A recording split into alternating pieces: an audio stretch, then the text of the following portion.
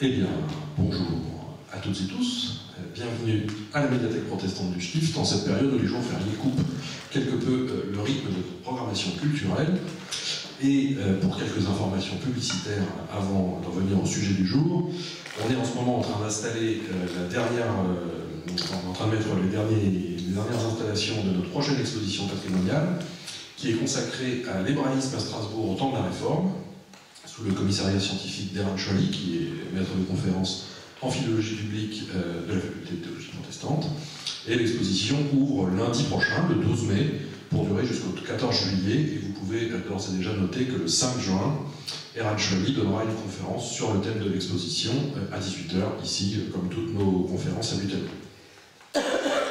Je n'ai pas monté les flyers, mais les flyers de la médiathèque sont disponibles, donc si vous voulez des informations, je vais les chercher et je les prépare pour que vous puissiez repartir avec. Avant le 5 juin, nous aurons d'autres événements, et notamment le 21 mai, un collègue d'Eran Choli, Christian Grapp, professeur du Nouveau Testament et par ailleurs chanoine du chapitre de Saint Thomas, sera notre conférencier Schweitzer du mois, puisque comme vous le savez peut-être, nous organisons cette année un cycle de conférences avec une conférence par mois sur Albert Schweitzer. Et l'intervention de Christian Grapp portera sur ce titre très court et en même temps qui ouvre plein de perspectives, Schweitzer et Jésus. Donc ça, ce sera le 21 mai. Et pour le reste de notre programmation, je vous mentionne un événement qui n'est pas sans lien avec notre conférence du jour, puisque le 3 juin, nous accueillerons plusieurs contributeurs du dernier numéro de la revue Ressources, la revue qui est portée conjointement par l'UEPAL et les PDF, et dont le dossier s'intitule Choisir la paix. Or, parmi les conférenciers figurera Mathieu Buche, qui est l'actuel directeur de l'ACO, et s'il nous parlera ce jour-là de l'actualité de l'action de cet organisme, c'est ce soir son histoire, du moins une partie d'entre elles, que vous allez pouvoir découvrir en compagnie de Thomas Wild. Donc Thomas est pasteur à la retraite, il a exercé son ministère d'abord au Gabon dans les années 70, puis en Alsace, et la mission l'a accompagné tout au long de sa vie. Son dernier poste a été celui de directeur de l'Action chrétienne en Orient, en France, entre 2007 et 2018. Il continue de militer pour cette œuvre, notamment par ses recherches historiques. En 2022, déjà chez l'éditeur Ampélos, il publiait la biographie du fondateur de l'ACO, Paul Béron, né en 1887 et mort en 1970. En 1916, alors qu'il est en mission en Syrie, ce pasteur alsacien est témoin du génocide arménien, et durablement marqué par cet événement, Béron décide de consacrer sa vie et son énergie à secourir les chrétiens d'Orient touchés par de nombreux conflits. Il fonde l'Action chrétienne en Orient qui, dès 1922-1923, vient au secours des Arméniens en Syrie, alors sous mandat français, et aussi dans le sud de la France. Après la Seconde Guerre mondiale, la structure qu'il a fondée prend de l'ampleur, et c'est justement Nerses Khatchadourian, le personnage dont Thomas a récemment publié la biographie, toujours chez Ampélos, et qui va nous présenter ce soir. Donc Nerses Khatchadourian devient son représentant en Syrie. Et donc je ne vous en dis pas plus, et je laisse la parole à Thomas en vous souhaitant une excellente conférence.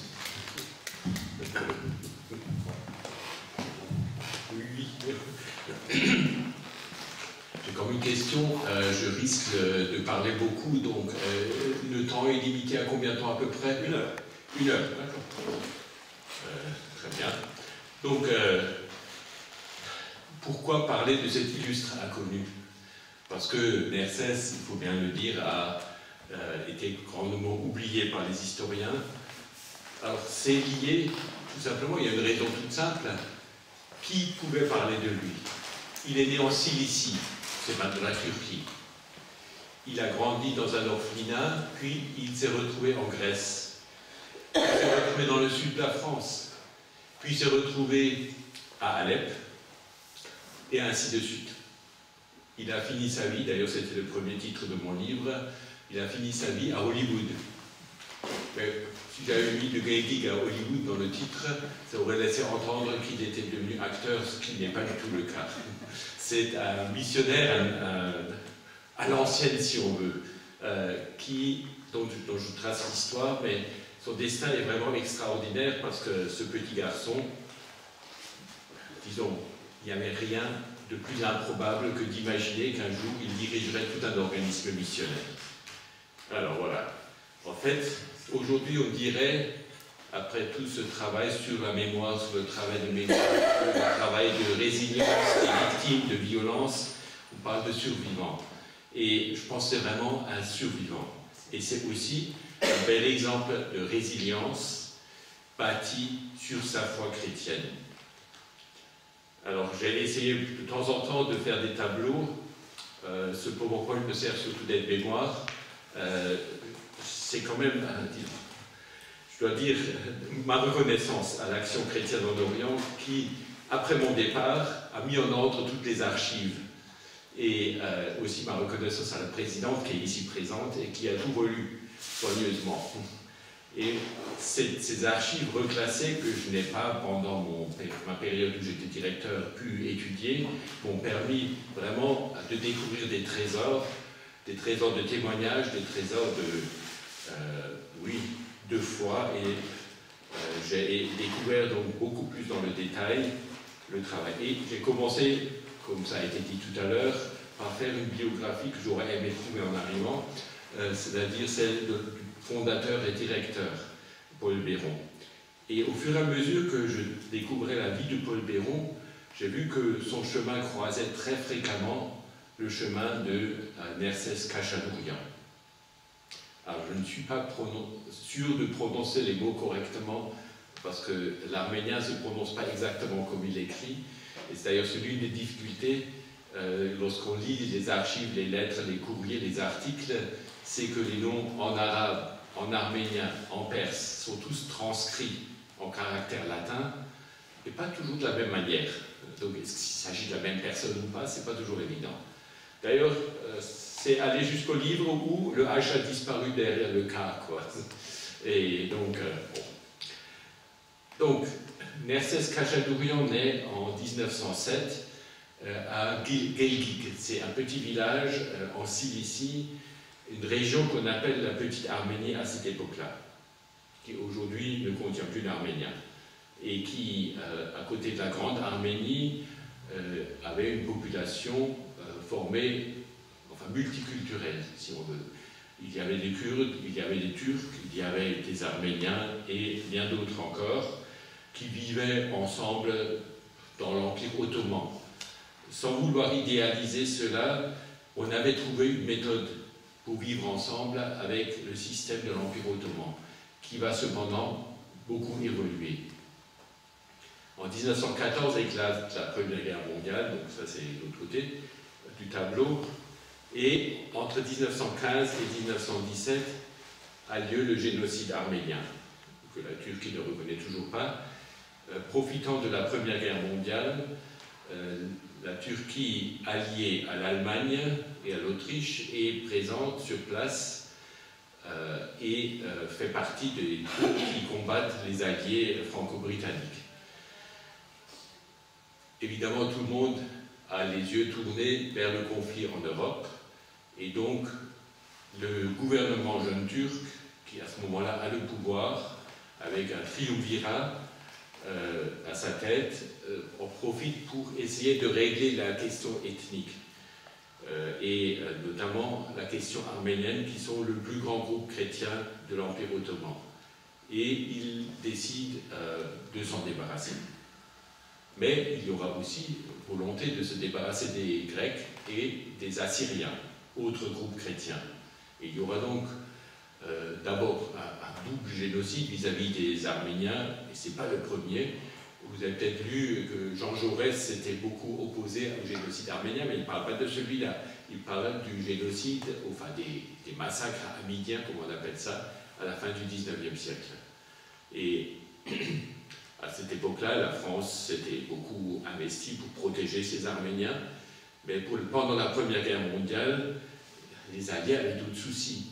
Et l'Allemagne a laissé faire l'Empire turc en disant, le Kaiser a dit à l'époque, comment l'Empire turc gère la question arménienne n'est pas notre problème. Mais par contre, Paul Béron était sur place à Alep et s'est retrouvé témoin direct des conséquences de ce génocide. Et aussi à Alep, à l'époque, on ramassait tous les matins 80 morts dans les rues de gens qui avaient réussi à échapper au convoi de la mort et qui n'avaient pas survécu. Donc c'était vraiment... Bon. Par contre, Nerses, à ce moment-là, est un petit enfant, il a 8 ans, il a fait 2 ans d'école, il parle déjà turc et arménien, parce que c'est comme ça que ça se passe, dans cet empire multiculturel, et son père est appelé pour le service militaire et disparaît. On sait que l'Empire turc recrutait tous les hommes et les massacrait, et sous prétexte de service militaire. Ensuite, tout le village est déporté, et en dernière minute, sa mère dit à son frère et lui d'aller chez un Kurde qui travaillait avec le père de Nersès, et lui dit, voilà, bah, écoute, ils vont travailler pour toi. Et le Kurde dit, oui, oui, je les prends, je les protégerai et je m'en occuperai. Et donc Nersès et son frère Kachadou se retrouvent bergers, esclaves, et c'est une condition extrêmement difficile. La source pour ces événements, c'est l'autobiographie que Nersès a écrite, et où il raconte comment il était couvert de boue, comme il vivait avec son frère dans une étable, et comme il grelottait de froid la nuit, il était mal habillé, mal nourri, et il était au désespoir. Il perdait tout son héritage chrétien au fur et à mesure, puis un jour, avec son frère, ils ont instamment prié pour être libérés de cette situation. Et ils ont, enfin Nersès dit, Dieu a répondu. Il y a un autre Arménien qui était dans une condition similaire chez un autre Kurde, avec lequel il se lie d'amitié parce qu'ils gardent des moutons ensemble dans les prés, et ils décident de s'enfuir ensemble. Et ils réussissent à s'évader. Ils se retrouvent dans la ville voisine, le fils du Kurde en question veut le chercher, et finalement, d'après Nersès, parce qu'il a quand même un peu de conscience qui lui reste, les lâche dans la nature, mais exige qu'il lui restitue sa paire de chaussures. Et Nersès conclut dans son autobiographie, eh ben, 4 ans de travail comme petit enfant ne valent pas une paire de chaussures. Ça montre un peu le côté très inhumain. Alors il ne généralise pas. Lors de son périple avec son ami dans cette petite ville, il cherche un endroit où il pourrait être accueilli.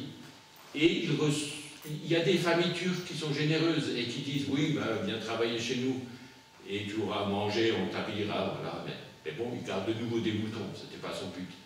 Et il se retrouve un jour avec des femmes arméniennes, et il se retrouve avec elles, et quand elle voit ce petit garçon, qui est bien malingre, et elles lui disent, voilà, bah, écoutez, mon fils, elle l'appelle mon fils, on va t'aider pour trouver un endroit.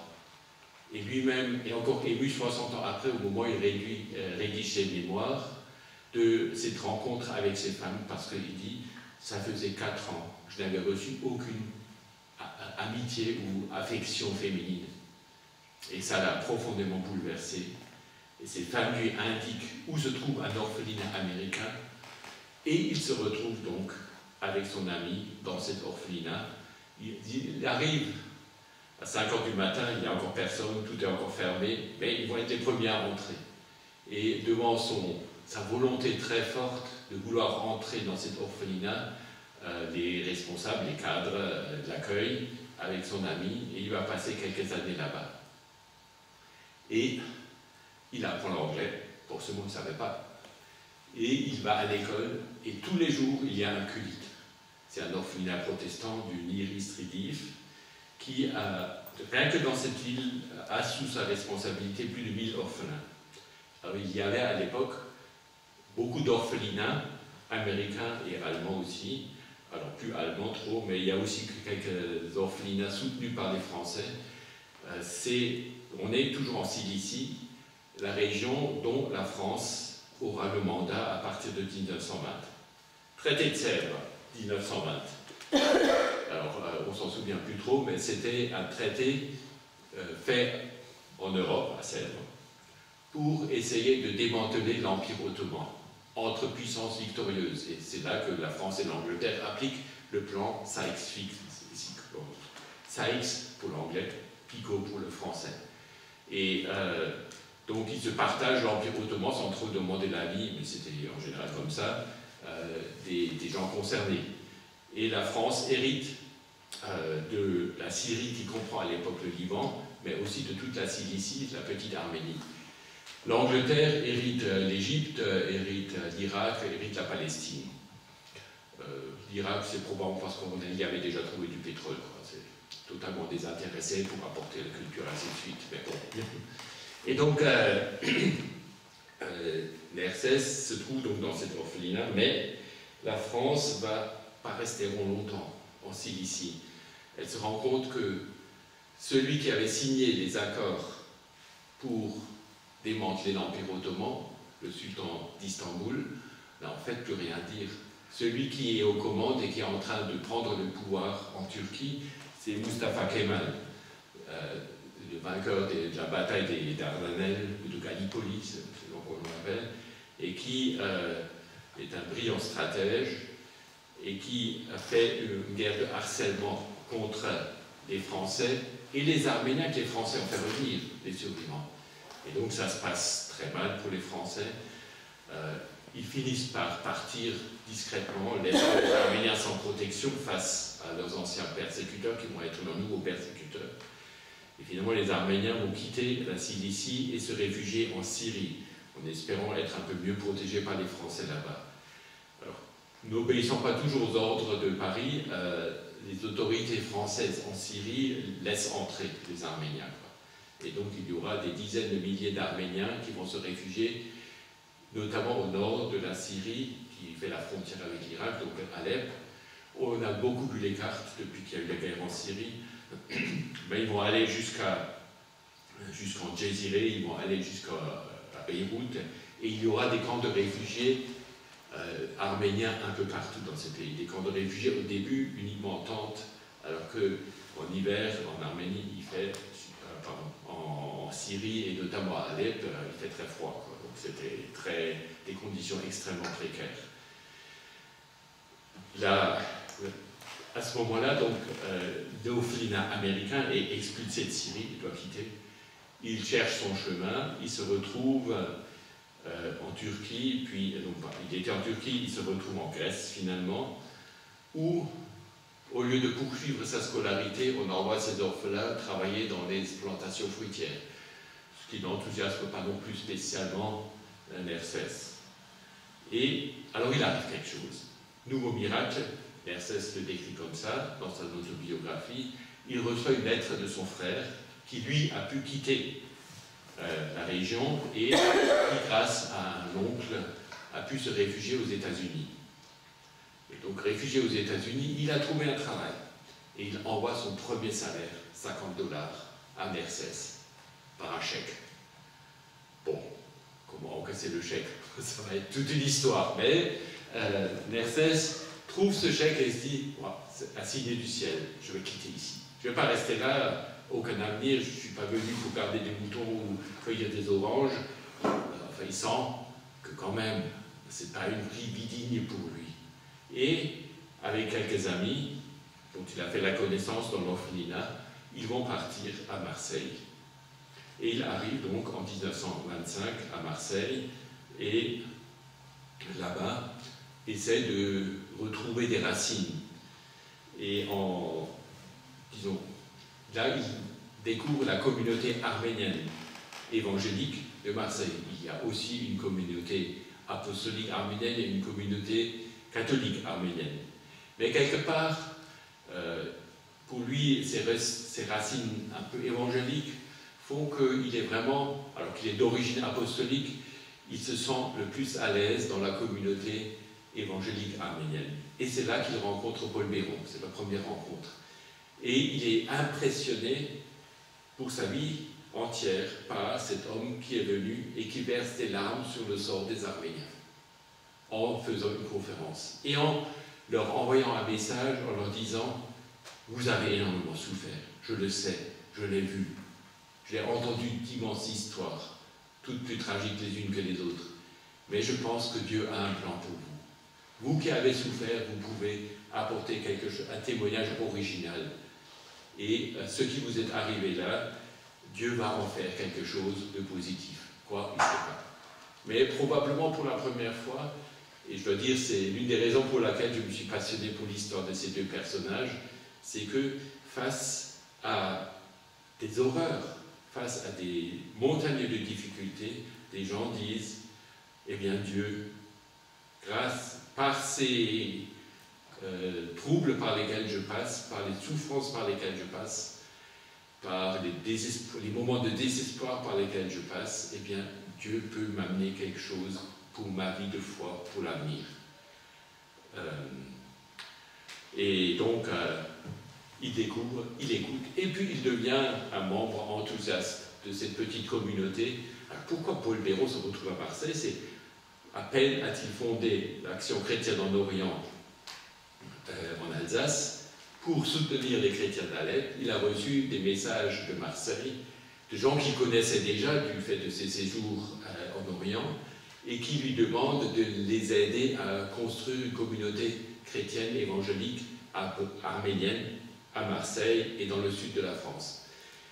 Et à peine un an après la création de l'ACO, il y a une ACO qui sera aussi importante que l'œuvre en Syrie, une œuvre à Marseille, puis à Lyon, puis à Valence, et ainsi de suite, quoi. Donc, et c'est là-dedans que Nersès tombe en quelque sorte, avec des pasteurs formés, avec des cultes en arménien. Il faut bien voir que ces réfugiés venus de Syrie ou venus de Cilicie directement ou venus d'ailleurs, ils ne parlent pas français quand ils arrivent. En plus, il y a un choc culturel énorme. On voit bien que dans tout l'Orient, disons, l'hospitalité, c'est un devoir sacré. Évidemment, quand il y a des génocides, là, c'est un peu fini. Mais ils arrivent en France, c'est l'anonymat des grandes villes. Marseille est la porte d'entrée vers l'Afrique et tout l'Orient. Les femmes s'habillent tout différemment, il faut de grands yeux, ils n'ont pas l'habitude. Et on parle français. Et eux, ils parlent turc, arménien, parfois arabe. Lui, il parle aussi anglais. Donc maintenant, il faut qu'il apprenne le français. Et il s'y met. Il apprend le français, il commence à travailler chez un prothésiste dentaire, mais les dimanches sont occupés. Alors, je ne vais pas retrouver tout de suite le texte, mais ça commence à 9h du matin où il s'occupe des enfants. À 10h, il y a une étude biblique. À 11h, il y a un culte. L'après-midi, il y a encore des visites chez les gens.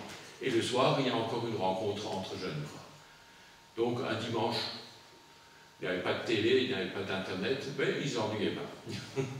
Mais en tout cas, c'est un engagement très très fort qu'il a. Et le pasteur de la paroisse, à un moment donné, lui demande s'il n'envisagerait pas, lui, de devenir pasteur aussi.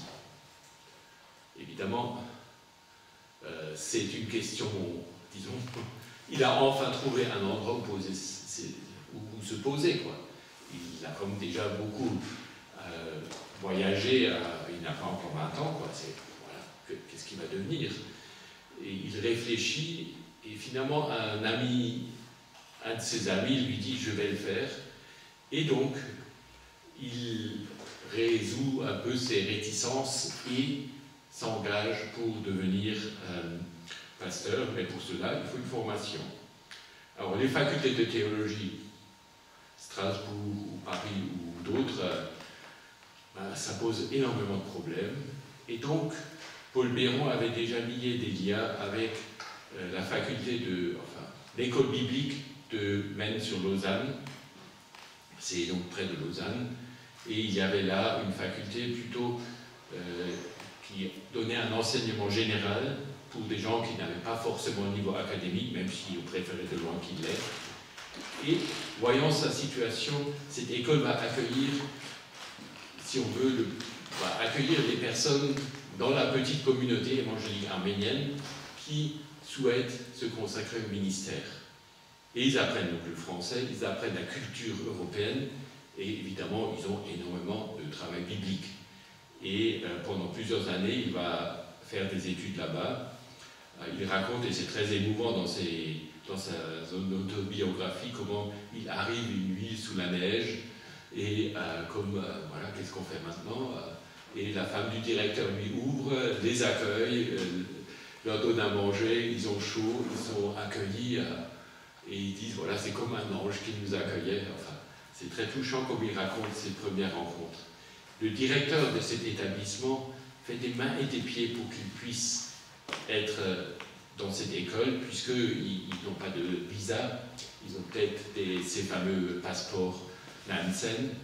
Je ne sais pas si vous savez ce que c'est des passeports créés par un Norvégien qui avait été voyageur et explorateur et qui avait été l'un des employés humanitaires de la Société des Nations, et voyant la misère de tous ces apatrides que la Première Guerre mondiale avait généré, avait créé ce qu'on appellera plus tard le passeport Nansen, qui permettait à des gens au moins d'avoir une reconnaissance de leur identité.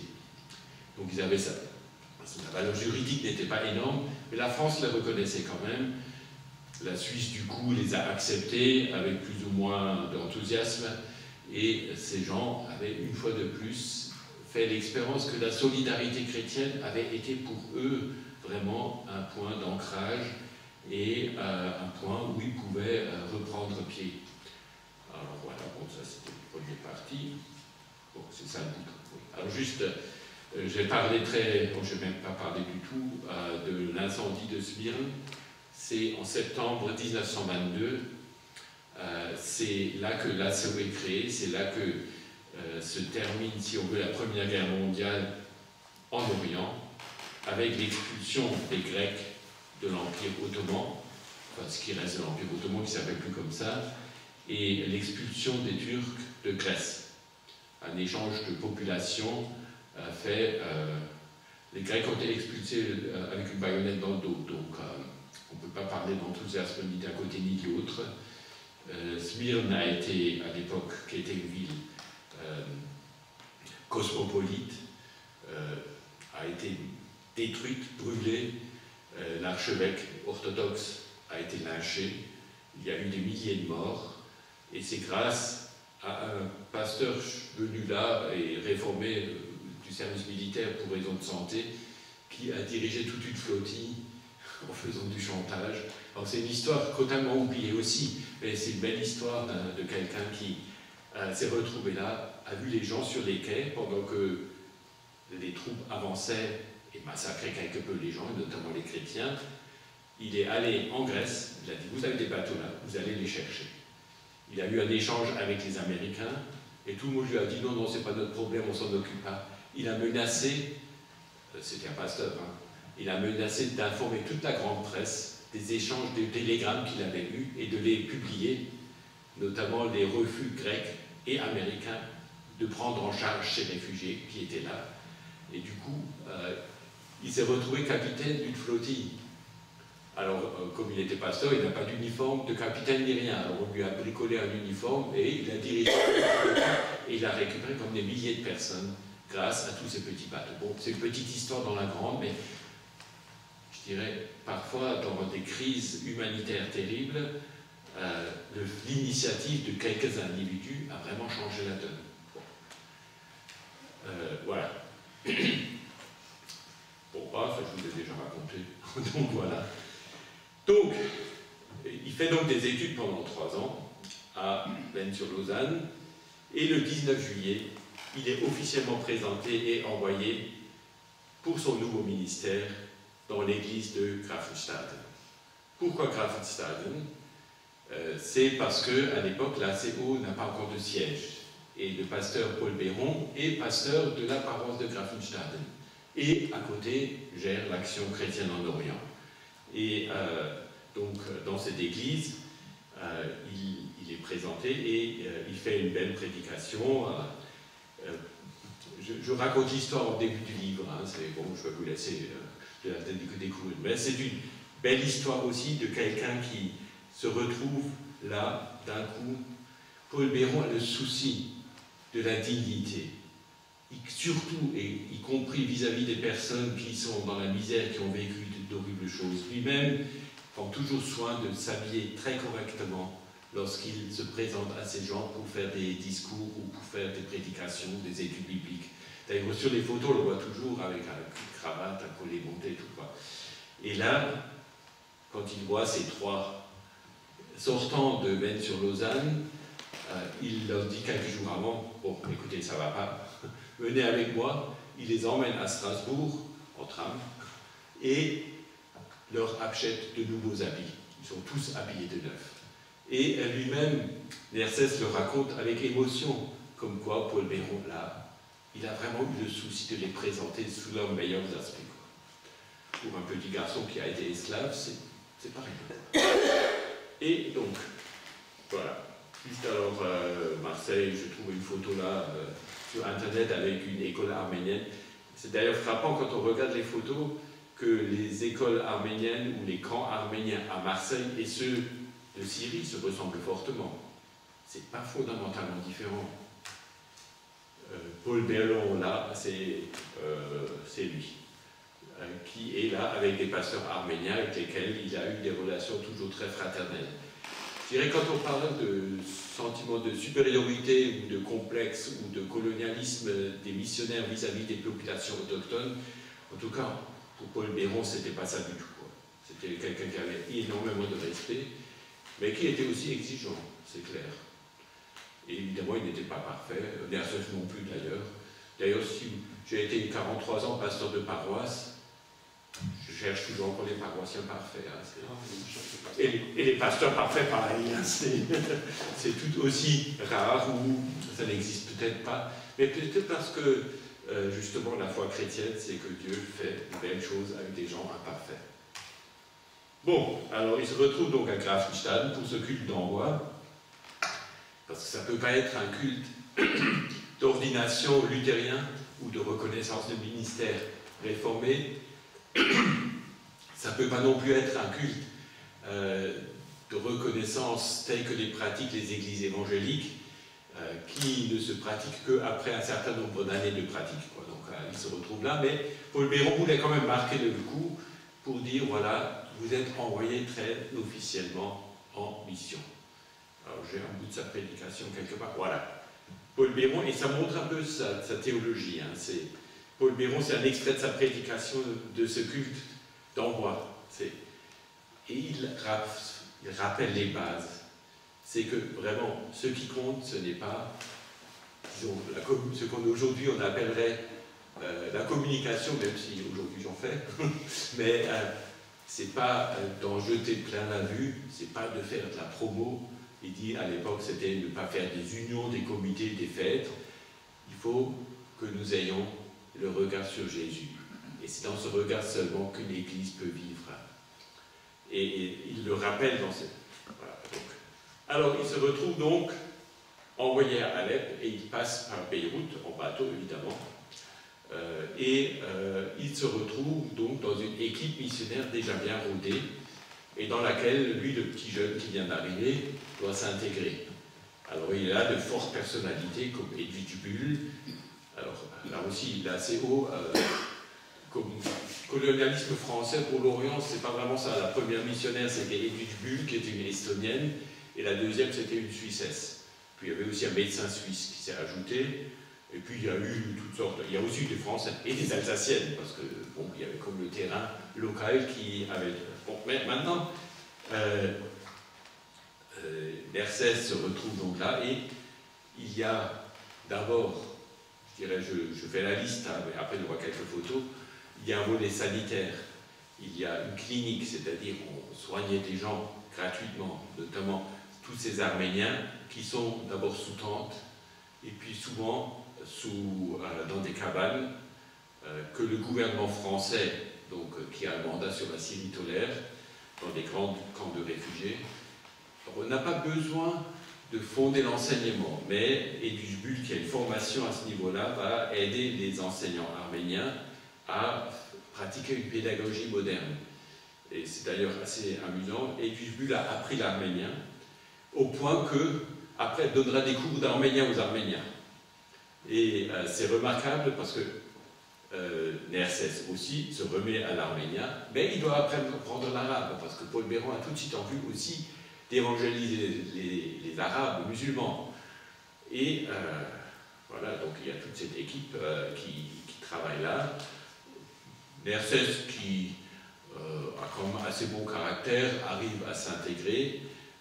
Il reçoit aussi quelques lettres assez cinglantes de la part de Paul Berlon, parce que lui, il suit à la culotte hein, comment il fait son travail, et notamment comment il dépense l'argent. Hein, parce qu'il faut dire que Paul Berlon là, avait fait certaines expériences, probablement un peu délicates avec Edwige Bull, qui lancer des nouveaux projets et ensuite informer Paul Béron en disant qu'il faudrait faire un peu plus de budget pour ça, quoi. Donc, alors avec NERCES, il est prudent, hein. Voilà. Il veut faire un camp de jeunes, ah non, c'est pas prévu au budget, l'an prochain peut-être. Bon, dans toute cette activité multiforme, qui consiste aussi par exemple à avoir des listes d'enfants mal nourris, dont les parents ne peuvent pas subvenir aux besoins et qui ne peuvent pas les envoyer à l'école, il organise, et c'est NERCES qui va gérer ça pendant un certain temps, les parrainages. Donc ça veut dire interviewer les enfants, raconter leur histoire, l'envoyer en français ou en hollandais en Europe pour que les gens qui financent ces choses-là sachent ce qui se passe. Il y a la clinique où il y a des lits réservés à des gens qui les financent en Europe. Donc il y a comme tout un système très pragmatique et très pratique, mais qui implique énormément de gens, autant en Europe que là-bas, pour aider des gens qui vivent dans la misère. Et il faut voir que si le monde arabe d'Alep accepte relativement bien la venue de ces Arméniens, il ne va pas jusqu'à les nourrir. Par contre, les camps de réfugiés sont empruntés à des Arabes et qui les mettent à leur disposition. Donc il y a aussi des problèmes d'alcoolisme. Ça, c'est NERCES qui va s'en occuper parce que pour des femmes, ça devenait comme délicat à gérer, quoi. Et il y a assez rapidement une extension du travail en Djéziré. Et puis après, je vais vous raconter ces histoires d'amour, quoi, parce qu'il y en a aussi. Donc, il faut voir que pendant ce temps, en Europe, Paul Béron déjà décèle les dangers que représente la montée des dictateurs Hitler et Mussolini. Dès un numéro du Levant de 1932, il en parle. Lui-même, sa mission a été créée notamment avec l'aide d'une mission allemande. Il n'est pas du tout dans cette logique-là. Malheureusement, la tension monte. On pense pouvoir résoudre le problème avec les accords de Munich avec Hitler, mais en fait, ça ne marche pas. Alors, juste quelques images. Je ne vous ai pas parlé encore de l'industrie missionnaire. Ça sonne un peu bizarre de mettre ensemble industrie et missionnaire, mais l'idée c'était, bien protestante, il faut le reconnaître, que la dignité de l'être humain c'est de vivre aussi de son travail. Et donc, Edwige Bull va se lancer dans l'entrepreneuriat et on va créer des métiers de tissage pour les besoins locaux et ensuite se rendant compte que les femmes arméniennes souvent sont de remarquables brodeuses, enfin elles savent très bien pratiquer la broderie. Il fait tout un travail, si on veut, ce qu'on appelle aujourd'hui comme artisans du monde, on fait venir des ouvrages en Europe. Et donc là, NERCES Kachalurian, qui avait profité de la longue attente à Grafenstaden avant de se rendre à Alep, avait suivi des cours de comptabilité, bien, ça a bien aidé pour gérer tout ça, quoi. Là, on a souvent des enfants mal nourris, et donc les infirmières qui s'occupent de la clinique de la l'ACO là-bas s'en occupent, essaient de leur trouver du lait en poudre et ce genre de choses. Ici, on a le remède miracle distribué gratuitement. Alors, bon, je ne sais pas si vous avez eu l'occasion de goûter dans vos jeunes années de l'huile de foie de morue. C'était un peu considéré comme le remède, quoi. Et donc là, l'ACO fait venir des bidons d'huile de foie de morue pour aider les nourrissons notamment, parce que quand il y avait des problèmes de digestion, ça devait aider. Bon, voilà que ça avait beaucoup de succès. Autre chose que l'ACO avait lancé et où NERCES participera l'une ou l'autre fois, c'est une colonie de vacances à Alexandrette, plutôt dans les hauteurs d'Alexandrette, dans le Saint-Jacques d'Alexandrette, dans les montagnes, où il y a un air et un climat beaucoup plus sain qu'à Alep. Et donc, sur plusieurs années, chaque année, et du dit j'envoie 30 et pas plus. Et puis, bon, j'en ai envoyé 60, hein, donc. Et ainsi de suite, il y a vraiment tout un travail qui se fait pour aider ces jeunes gens à. On les pèse avant et après pour voir s'ils ont pris du poids. Mais ils sont aussi nourris spirituellement. Petit déjeuner, puis études bibliques, culte le soir, et dimanche, 3 cultes. Hein, Donc il y avait aussi une intensité de la vie spirituelle tout à fait conséquente. Et les enfants adoraient, parce qu'on leur racontait des histoires bibliques. J'ai encore rencontré un pasteur qui est devenu, suite à l'une de ses missionnaires, qui est devenu pasteur et qui a trouvé sa vocation là. Il disait, pour nous c'était merveilleux. Quelqu'un qui était venu du bout du monde, aucune idée où c'était l'Europe hein, pour eux, mais qui avait des gens qui venaient pour eux, les pauvres petits qui étaient considérés comme rien du tout, et ils venaient et ils avaient appris pour nous raconter des histoires de la Bible. Alors ça avait été un témoignage beaucoup plus fort que si ça avait été un discours simplement abstrait. Et donc venir à ces colonies de vacances où ces enfants, parfois pour la première fois de leur vie, mangeaient à leur faim, se retrouvaient, c'était vraiment une expérience extraordinaire. Et l'RCS, on le retrouve là, a aussi fait de l'évangélisation directe sur les marchés. Alors, sur les marchés, les bazars, c'est quelque chose en Orient, hein, c'est grand, où on vend de tout, ça crie, c'est très agité. Et puis il y a aussi des évangélisateurs, entre guillemets, musulmans qui sont là, qui vendent des Corans, qui essaient de propager la bonne parole. Et lui, il vient avec ses tracts, avec ses Nouveaux Testaments, avec ses évangiles, dans la langue du pays, et engage des discussions avec les gens, et son stand est à tout bout de champ renversé, il ne perd pas patience, il continue, il le reconstruit, et à la longue, il commence à faire partie du paysage, et il lui arrive aussi d'avoir des entretiens avec des étudiants en théologie islamique. Alors là, il y a un petit épisode qui est vraiment sympa, quoi. C'est à un moment donné, oula, oui, je t'en presse. L'RCS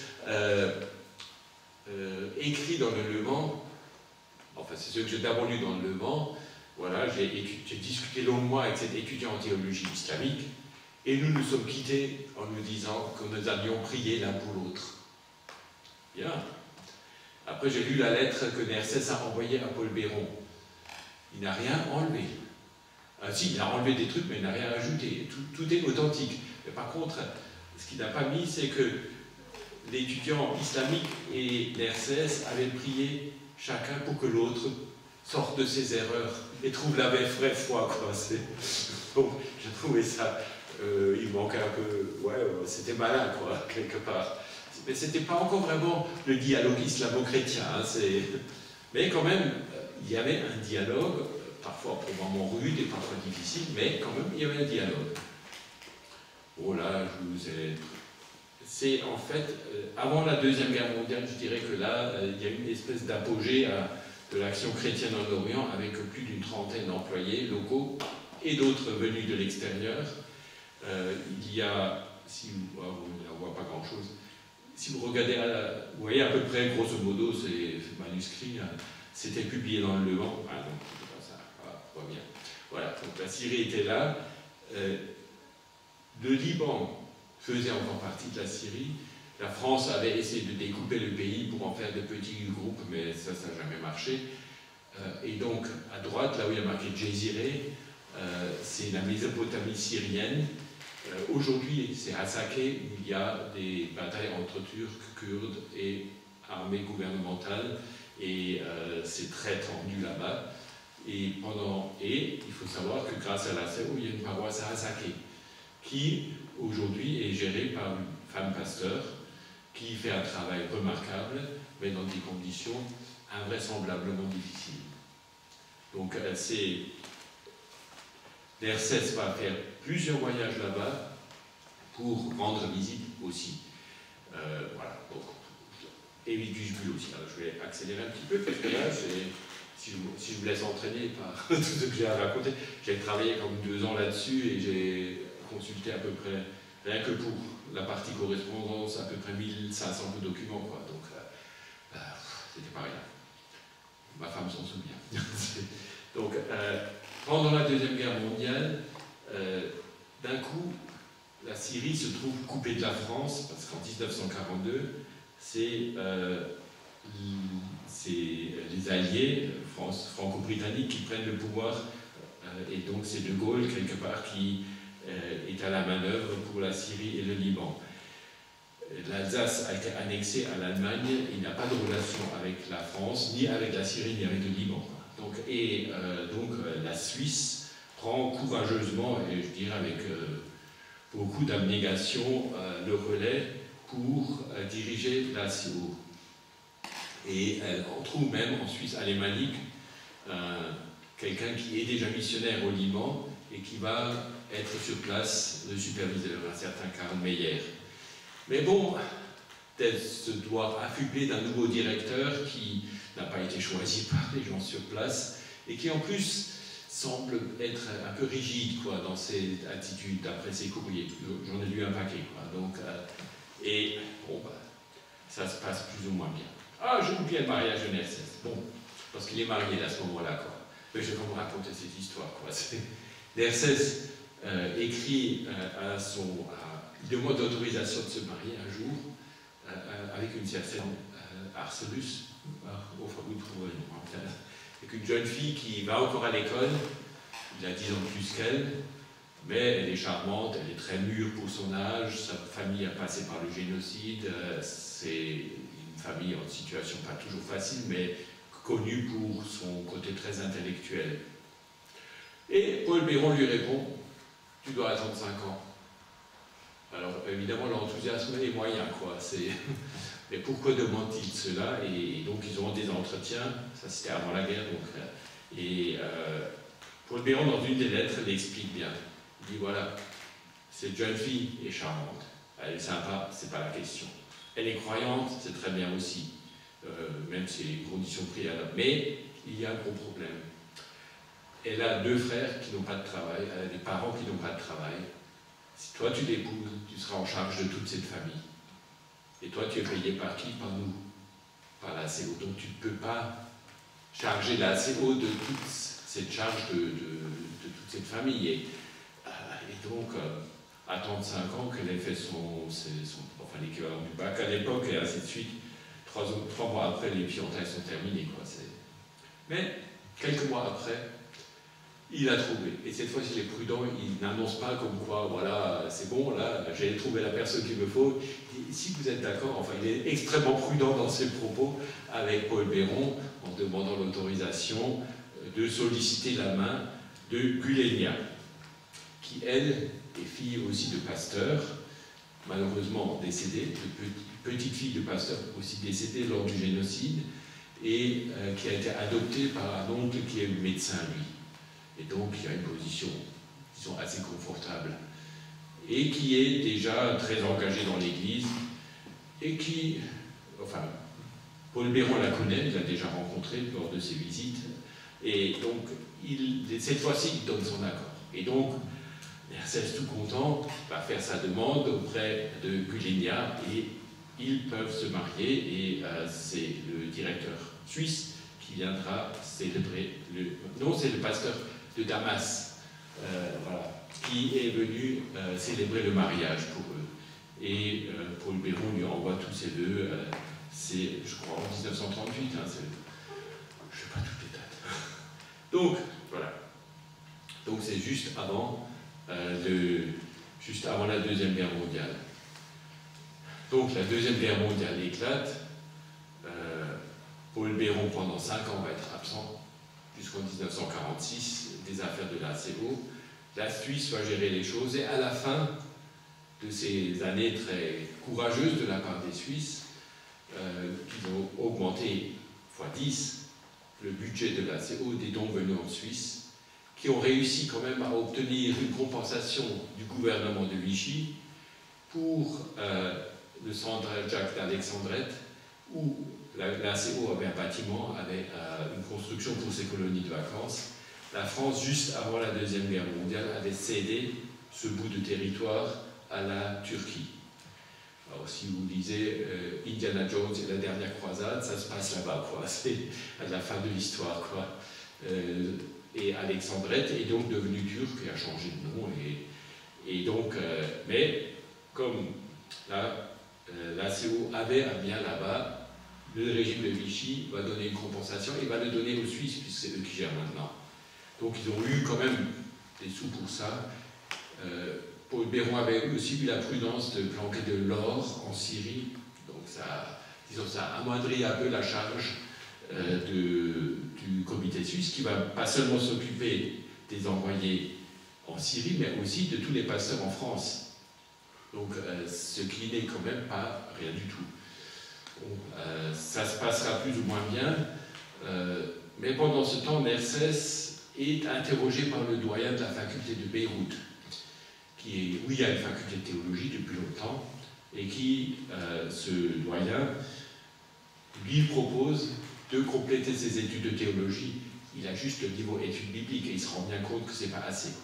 Et donc, il va quitter sa femme qu'il vient d'épouser, ils ont un enfant, pour aller à Beyrouth. Et sa femme, à Alep, va, elle, gérer un peu les affaires, quoi. Ce qui lui semble pas trop lui déplaire, hein, parce qu'elle a une nature assez consciente de sa valeur, quoi. Et donc, ça va se durer... ah, là voilà, j'ai une photo d'elle. C'est la seule qu'on ait trouvée, hein, dans les archives de la CO, quoi. Donc ça c'est Guilénion avec la petite fille qu'ils ont eue en premier, qui s'appelle Schnorig. Oui, il ne faut pas le dire en alsacien, hein, ça fait bizarre, quoi. Et oui, alors, à l'époque, la CO a déjà construit son siège à la Méno, mais qui va être entièrement détruit pendant la Deuxième Guerre mondiale. Et Paul Béron, lui, il est pasteur au Temple à Strasbourg, donc c'est pas loin d'ici, quoi. Et bon, mais c'est un autre chapitre. Donc, 1946, Paul Béron, évidemment, se dit il va reprendre des affaires où il les a laissées, mais les Suisses ne l'entendent pas de ses oreilles. Parce que, déjà, on fait des reproches à Paul Béron, et les Suisses pensent que, quand même, maintenant, la série suisse, c'est point barre, quoi. Et donc, ça va être un peu tendu, mais ils arrivent. Et je trouve ça assez remarquable qu'il y ait des disputes entre églises, entre chrétiens, entre paroisses, entre dirigeants et ainsi de suite. C'est humain. Mais qu'ils aient réussi à finir par s'entendre, ça je trouve assez remarquable, même si Paul Béron va garder un peu de rancœur à l'égard de nos amis suisses, quoi. Et donc, c'est aussi la fin du mandat français sur la Syrie. La France avait dès 1942 promis au Liban l'indépendance et après lui accorder sans trop de problème, en mettant un système assez particulier en place, qui est toujours en place et qui pose toujours problème. La Syrie, elle, va malheureusement se séparer en assez mauvais termes avec la France, parce qu'il y a des généraux, et les généraux français, ils avaient l'habitude des guerres coloniales, ils n'avaient pas l'habitude d'un mandat qui est censé être quelque chose de très différent, quoi. Mais donc il y a eu un bombardement de Damas jusqu'en 1946, lorsque des Syriens veulent précipiter le mouvement vers l'indépendance, et bon, finalement on finit par se séparer, mais les relations jusqu'à aujourd'hui d'ailleurs sont toujours, une fois il fait beau, une fois il fait mauvais, entre la France et la Syrie. Je me rappelle avoir une fois pris une engueulade de l'ambassadeur de Syrie qui n'était pas triste, quoi. Et le directeur, enfin le président de l'église arménienne, arabe de Syrie-Liban m'avait dit heureusement qu'il y avait un Français, parce que sinon c'est les Américains qui se faisaient engueuler, quoi. Donc, non, mais je dirais, voilà, c'était vraiment assez rude. Bon, je reviens à notre sujet. Après 1946, la situation a bien changé. Les pays affichent leur indépendance. Les organismes missionnaires, pour la plupart, vont maintenant moins envoyer de gens. Et à un moment donné, il devient de plus en plus difficile d'en envoyer. Alors, Karl Mayer, il a terminé son mandat, il retourne au Liban. Nersès, alors Karl Mayer avait nommé un missionnaire britannique pour gérer les affaires de la CO. Et ce missionnaire britannique est expulsé. Et c'est Nersès qui va le remplacer comme responsable de l'ensemble. Alors vous voyez le chemin parcouru en quelques années, entre quelqu'un qui arrive, jeune missionnaire, et qui finalement dirige l'ensemble des collaborateurs. Et il y en a à peu près 37, je crois, à cette époque-là. Et la CO, alors comme en Liban on peut plus se déployer, en Syrie on peut plus se déplacer, on va se déployer au Liban, ce qui va se faire de manière très intéressante avec le synode arabe, et la collaboration va s'intensifier aussi avec de temps en temps des tensions et des frictions. Parce que le synode arabe, c'est la grande église évangélique arabe, qui s'appelle aujourd'hui National Evangelical Synod of Syria and Lebanon. La grande église, à un moment donné, se dit tous les protestants devraient être sous mon égide. Et là, les missions ne sont pas trop d'accord, mais les Arméniens non plus ne sont pas trop d'accord. Et on finit par s'entendre, et vous verrez plus tard une photo où c'est le contrat, si on veut, entre l'église évangélique syrienne, donc arabophone, et la CO, c'est NRSS qui va signer. Alors cette église, elle a à l'époque 5 pasteurs autochtones et une trentaine de collaborateurs américains. Vous voyez, de dire non, on est indépendant, ça, c'est pas évident, quoi. Et c'est à ce moment-là que se mettent en place progressivement les nouveaux fonctionnements tels qu'ils perdurent aujourd'hui. Certaines fois, c'est simplement les missionnaires s'en vont et les relations entre les gens meurent. Dans d'autres cas, comme dans la CO, les relations vont tenter de rester et de se développer sur un plan d'égalité. Mais ça, c'est beaucoup plus tard. Mais ça se met en place à ce moment-là. Alors, autre histoire donc difficile, il y a eu un pasteur qui a été envoyé à Damas, qui a très bien commencé son travail, mais dont l'épouse meurt en couche, qui est de Abeno d'ailleurs, et qui, dégoûté ou quelque part complètement déprimé, va quitter son poste, et le poste de Damas ne sera plus jamais occupé par la CO en tout cas.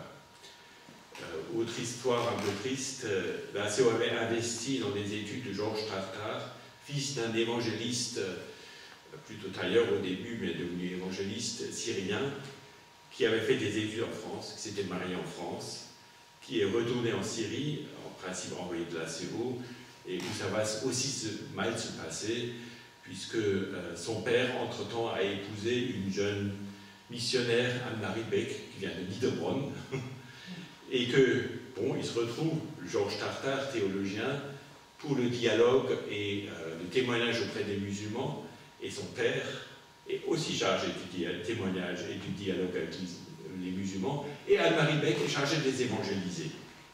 Donc il se retrouve au même endroit, avec à peu près le même cahier de charge, sans que ce soit voulu par la CO, parce que le mariage, lui, il n'était pas très bien vu.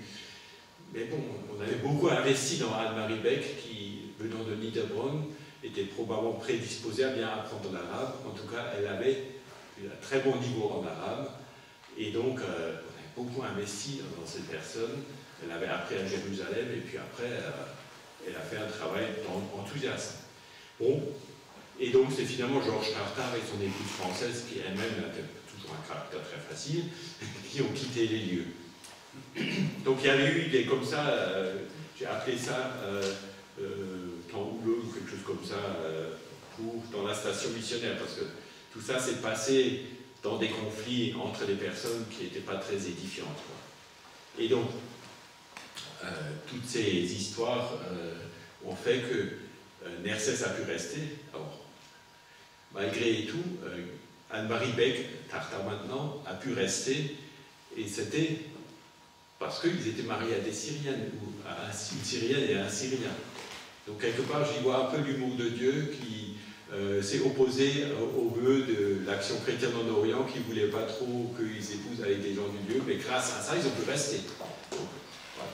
Comme quoi, comme on dit parfois, der Mensch denkt, Gott lenkt. Tout le monde comprend. Yeah. L'homme propose, Dieu dispose. Voilà. Et en anglais, ils disent Men plan and God laughs. Et Dieu rigole, quoi. C'est une autre manière. Alors, en 48, comme il arrive quelque chose de très positif, Nersès Khachaturian devient officiellement pasteur de l'Union des Églises évangéliques arméniennes de Syrie-Liban, et donc aussi des autres églises évangéliques arméniennes. Et Paul Béron ne peut pas encore se rendre en Syrie parce qu'il a encore des affaires à régler avec le gouvernement français en France, mais il lui envoie une lettre à son fils spirituel, parce que une consécration comme ça, j'en ai vécu dans mon premier séjour en Arménie, c'est très touchant. Hein. Tous les pasteurs consacrés ou ordonnés se réunissent autour du candidat et lui imposent des mains. Alors ça se bouscule parfois un peu parce que quand on est nombreux, et quelque part prononcent ensemble la consécration sur celui qui va désormais se consacrer sur demande de sa communauté d'origine à l'annonce de l'Évangile. Et Paul Béron, alors il y a une autre tradition en France et en Alsace, c'est lorsqu'un pasteur est ordonné, que les autres pasteurs présents lui donnent un verset, ou lorsqu'il est installé dans une paroisse. Et Paul Béron suit cette tradition-là qu'il peut faire par écrit et lui envoie donc ce verset, Jean 15, 17, ce que je vous commande donc, c'est de vous aimer les uns les autres. Sachant que c'est en 1948, au moment où c'est un peu tendu entre eux, c'est une manière de faire un clin d'œil et une belle leçon. Voilà, donc maintenant je vais faire un peu vite parce que voilà, on a déjà dépassé l'heure. Les choses prennent une autre tournure. Si on veut, avant la Deuxième Guerre mondiale, les missionnaires tels que les organismes missionnaires, les rêvaient, les fantasmaient parfois, c'était qu'ils savaient tout faire. Ils devaient apprendre la langue, ils devaient prêcher, ils devaient faire des études bibliques, ils devaient construire des maisons, ils devaient... enfin, tout.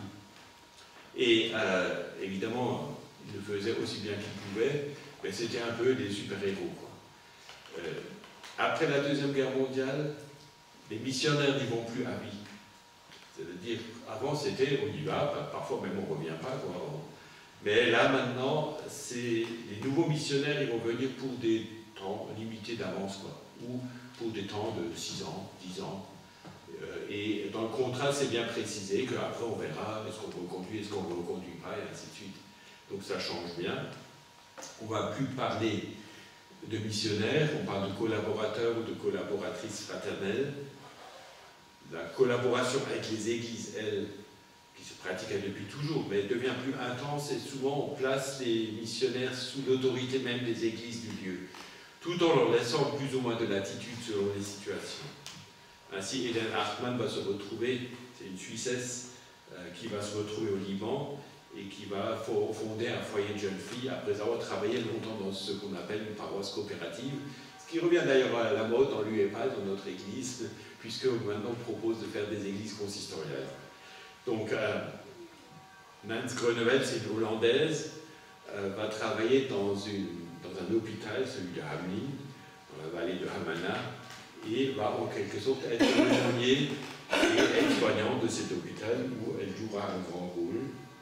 Et le pasteur Ornus, qui est chargé de la paroisse francophone de Beyrouth, va aussi être envoyé de l'ACO et enseigner la théologie dans l'American University of Beirut et dans la Neary School of Theology, donc la faculté de théologie de Beyrouth, et va enseigner l'œcuménisme dans un contexte là-bas, où souvent on ne sait rien des églises voisines, où chacun est un peu dans son... Voilà, là, les photos. Donc, encore une fois, notre ami Nersès devant son stand de livres et à droite en train de signer solennellement sa déclaration. On n'a malheureusement pas de photo de son mariage.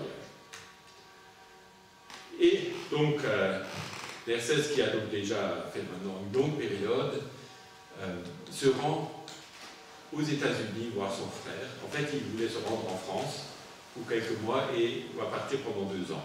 Parce qu'une fois qu'il est en France, son frère lui écrit et l'invite à venir aux États-Unis tout frais payé.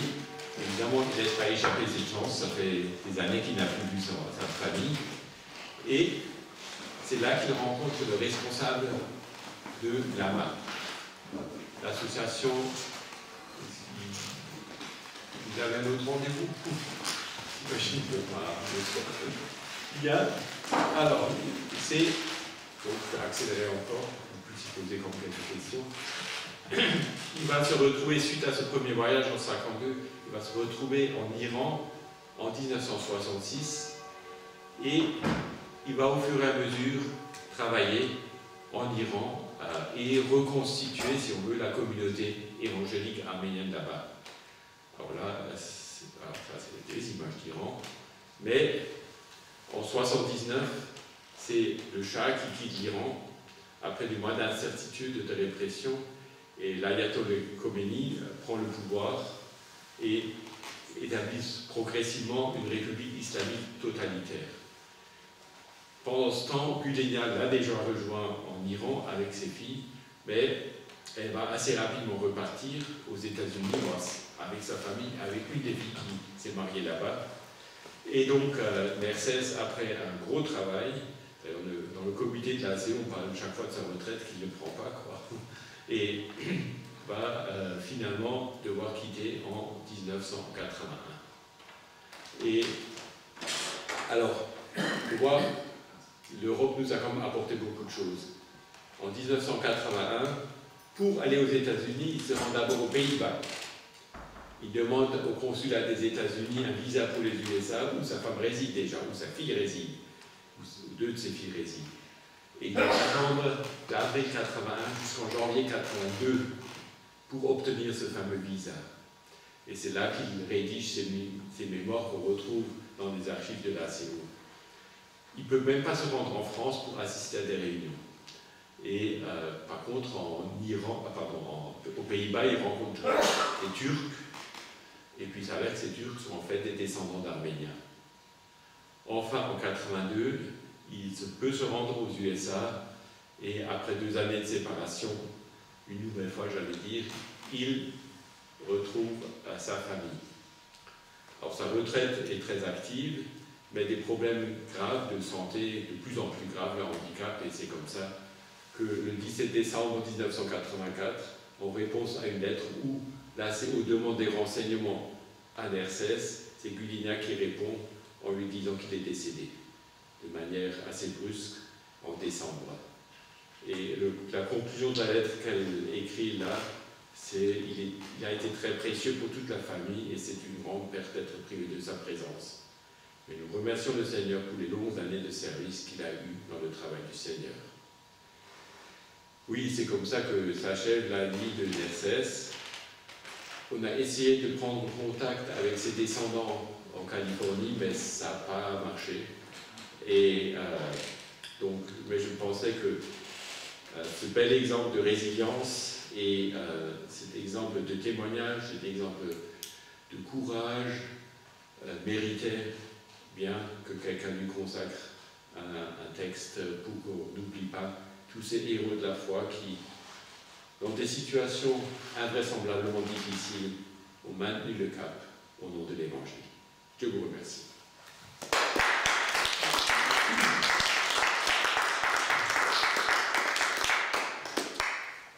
Alors, on a toujours un temps de questions possible avec le conférencier. Donc, c'est le moment. Si vous avez des questions, lancez-vous. J'espère que je ne vous ai pas assommé parce que j'ai envie de placer plein de choses que je peux répondre.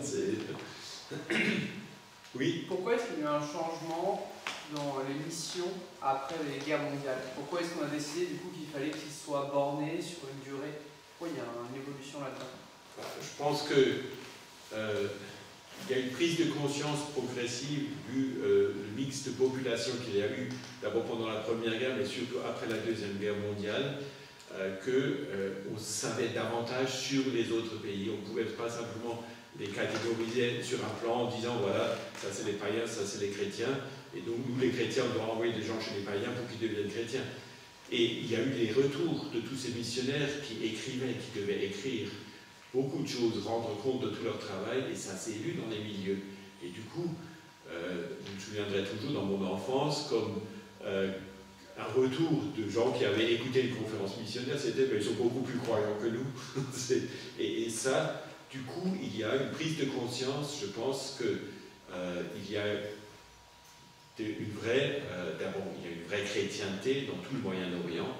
C'est pas juste. Je me souviens, le directeur de réforme à l'époque, j'ai une fois une conférence sur l'Égypte, et je dis voilà, je parle surtout des protestants égyptiens, et il me dit attends, il y en a beaucoup là-bas, tu vois, un peu plus qu'en France. Et ça, on oublie, quoi. Mais quand il y a des retours comme ça, d'informations sur tout ce qui existe déjà, là, on ne peut plus parler comme ça en disant je vais aller là-bas et je vais évangéliser. En plus, c'est quand même sacrément exigeant d'aller dans un pays et d'apprendre l'arabe, quoi, d'apprendre l'arménien, ceux qui ont appris les 2 ou 3 langues sur place, c'est vraiment, il faut le faire, quoi. Et il y a eu Anne-Marie Beck qui était très douée en langue, mais aussi Edus Buy. Il y a eu quelques personnes comme ça qui y sont réussies, mais l'exemple peut inciter, mais peut aussi être écrasant, quoi. Et je pense, ça c'est globalement, et il y a eu encore beaucoup de missionnaires, plus en Afrique noire, où c'était moins évident, mais au fur et à mesure des décolonisations, qui quand même commencent à pointer le bout de leur nez. Il y a une conférence avec De Gaulle à Brazzaville où il promettait l'indépendance aux colons et aux Africains sur place. Il commence à y avoir des intellectuels africains qui sont à l'Assemblée nationale en France, quoi, des colonies. Et on se rend compte, mais attends, on ne peut pas simplement diviser le monde comme ça, quoi. Il y a cette prise de conscience, il y a aussi la volonté des gens disons, la consécration totale est peut-être pour des gens qui n'ont rien plus facile que pour des gens qui sont relativement déjà installés dans notre monde ici en Europe, quoi. Aujourd'hui, nous avons un missionnaire qui est depuis des années au Liban, je parle là de notre ami hollandais, mais qui a épousé une arménienne et une arabe, mais qui parle, du coup, ses enfants sont bilingues. Et parfois, ils sont en Hollande et ils étaient furieux parce que lorsqu'il y a eu les troubles avec Israël, ils ont été obligés de rentrer, mais ils voulaient rester sur place, quoi. Donc, mais c'est devenu l'exception plutôt. Il y a des gens, évidemment, qui continuent à avoir une vocation à vie parce que, pour des raisons X et Y, ils arrivent à se réaliser à travers une mission quelque part, quoi. Mais bon, c'est beaucoup plus rare, quoi. Et c'est beaucoup moins gratifiant, quoi. S'il vous plaît. Oui. Vous avez parlé de l'orphelinat américain. Oui. Est-ce que les Américains sont restés? Comment ils ont participé? Alors, c'est pas tellement connu. Non. Alors, Paul Béraud, dans sa propre biographie, rapporte sur un orphelinat américain soutenu par un cercle de soutien à Colmar. Mais, donc ça existait. Et les Américains étaient, disons, il y a des bouquins qui ont été publiés là-dessus, quoi. C'est que pour les Américains, être au Proche-Orient, la période foulée par le Christ lui-même, quoi. La terre foulée par le Christ lui-même, ça avait un côté, si on veut, eschatologique. On pensait qu'en convertissant les Arabes musulmans et les autres musulmans, et puis en arrivant sur place, ils se rendent compte qu'il y a beaucoup de chrétiens, quoi. Et même qu'ils étaient un peu là avant qu'il y en ait aux Amériques, quoi. Donc, ils se rendent compte de cela. Alors, le professeur Sabra de la faculté de théologie de Beyrouth a une fois résumé ça. Ils sont venus pour évangéliser les musulmans, ça n'a pas marché. Donc, ils ont essayé d'évangéliser les juifs, ça n'a pas non plus marché. Et donc, ils ont évangélisé les chrétiens. Et du coup, c'était pas terrible parce que ces églises arabes ou arméniennes qui existaient depuis de longues années devaient, d'après les Américains, devenir un peu comme eux, c'est-à-dire bien des grands lecteurs de la Bible, de créer de l'école du dimanche, des groupes de jeunes et ainsi de suite, alors que leur vie cultuelle, quand même très corsetée par l'Empire ottoman, se résumait souvent à des messes, quoi. Et donc, certains ont vraiment joué le jeu. En Égypte, il y a maintenant de l'école du dimanche, et parfois dans des églises orthodoxes égyptiennes, coptes, vous trouvez des caractéristiques d'églises évangéliques américaines, quoi. Mais après, vous savez, il y en a qui veulent toujours aller plus loin et ils ont fini par créer aussi des églises protestantes. Donc elles sont surtout le fruit de toutes ces missions protestantes, surtout américaines, mais aussi britanniques, parfois aussi irlandaises. Enfin, il y avait vraiment des groupes, et c'était rarement des groupes fondés dans l'église institutionnelle, c'était souvent des groupes un peu marginaux qui se sentaient cette vocation missionnaire et cet enthousiasme. Alors, le modèle américain de la mission, c'est quand il y a une église créée, le job est fait, maintenant ils se débrouillent, on s'en va. Et j'ai une fois posé la question, mais qu'est-ce que sont devenues toutes ces missions qui vous ont créé? J'ai demandé à des enseignants arabes, donc, et ils me disent, ben, ils nous invitent, mais pas à nos frais, alors aller aux États-Unis, et ainsi de suite. Alors, il reste des relations, il reste, surtout avec la crise, avec les crises qu'a traversé récemment le Moyen-Orient. Il y a notamment l'Église presbytérienne des USA, mais aussi d'autres grands organismes qui continuent à soutenir le travail humanitaire, surtout des églises là-bas. Des orphelinats, c'est quasiment pas possible dans les régimes islamiques. Parce qu'en islam, un orphelin qui n'a pas de parents, il est réputé par défaut être musulman. Vous n'avez pas le droit d'essayer de le convertir. Et donc, maintenant, et les chrétiens, ils se débrouillent entre eux. Alors, il y a des orphelinats chrétiens, mais qui n'ont pas toujours la vie facile, ils n'ont pas le droit d'accueillir des enfants musulmans. C'est vrai aussi bien en Égypte qu'au Maroc, que partout, quoi. Donc, les orphelinats, tels qu'ils existaient, n'existent plus comme ça, quoi. Et alors, s'il y a, alors, le Peace USA, donc l'Église presbytérienne là-bas, fait quand même un travail tout à fait remarquable de présence. Et ils ont envoyé un couple là-bas qui est depuis des années et qui fait. Ils sont sûrement pas pro Trump. Hein. Il m'a envoyé de ses caricatures, mais il est là et avec sa femme, ils ont une présence à côté des églises de Syrie, de Liban, d'Irak et ainsi de suite. Je ne sais pas si je réponds à votre question, mais ça dépend sur plein d'autres sujets, quoi. J'avais une question sur les autobiographies de Nersès que tu as citées, sur lesquelles tu t'appuies. Tu as dit qu'elles étaient conservées aux archives de la CO. Oui. Et donc ça veut dire qu'il l'a écrit pour l'institution ou est-ce qu'il l'a écrit pour sa famille? Il a écrit parce que Paul Béron lui avait demandé. D'accord. Alors il a demandé, bon, bah, si tu veux que je fasse ça, envoie-moi une grammaire française, quoi. C'est assez marrant, quoi. Et pour qu'il puisse écrire. Et là, je me suis rendu compte que quand il était à Alep, il avait sûrement une secrétaire, parce que le français est nickel, quoi. Alors que là, il était en Hollande, bon, on ne pouvait pas le publier comme ça, parce que l'une des alternatives aurait pu être, que j'ai vraiment réfléchi à la question, de faire une édition critique de cette autobiographie, c'est-à-dire en notant le contexte et ainsi de suite. Mais d'abord, le contexte n'y était pas du tout. Ensuite, il ne se perd pas. Pour l'époque, il parle de plein de gens supposés connus et qu'on ne connaît plus, quoi. C'est à moins de faire d'autres recherches et de faire d'autres biographies. Donc, de fil en aiguille, j'ai utilisé, j'ai pillé, j'ai cité une fois un gros paragraphe in extenso, parce que là, c'était vraiment synthétique. Et ça permettait de voir une période, mais à part ça, j'ai essayé. Mes sources, c'était surtout la correspondance entre Paul Béron, son successeur Robert Brecheisen, et lui, donc les discussions institutionnelles.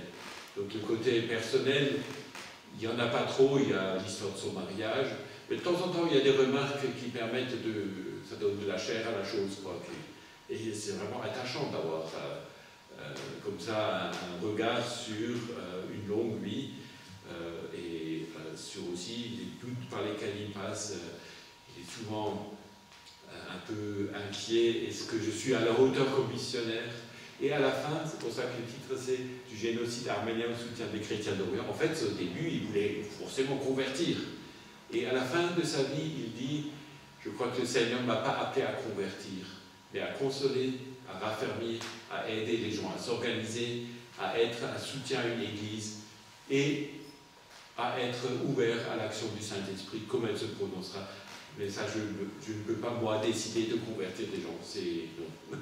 Et c'est intéressant parce que là, on voit l'homme dans sa maturité, mais aussi toute l'évolution de l'image du missionnaire. Il n'est plus celui qui va mesurer son succès au nombre de conversions, mais se dire je fais ce que je peux, et puis après, c'est très beau comme texte, Inch'Allah, Dieu voulant, il se passera quelque chose. Bien, s'il n'y a pas d'autres questions, on peut encore remercier Thomas pour son intervention. Merci. Merci de m'avoir accueilli. Avant de partir, n'oubliez pas de passer sur le stand de la librairie pour acheter les deux ouvrages de Thomas, celui sur Paul et celui sur la chaîne d'Orient. Et donc, je vous le disais en début de séance, on a donc encore différents événements jusque le milieu du mois de juin. La prochaine conférence qu'on aura sera donc mercredi prochain, le cycle Dieu à Rome à la Renaissance avec Sylvain Beclerc, qui sera consacré à Michel-Ange sculpteur. Donc, si le sujet vous intéresse, vous pouvez venir. Et le cycle continuera sur Rome l'année prochaine. Et puis donc le 21 mai, Christian Barre viendra nous parler de Schweitzer et Jésus. Voilà, donc merci encore d'avoir été là et bonne soirée. Alors, si vous voulez que je vous dédicace son livre, il n'y a pas de problème.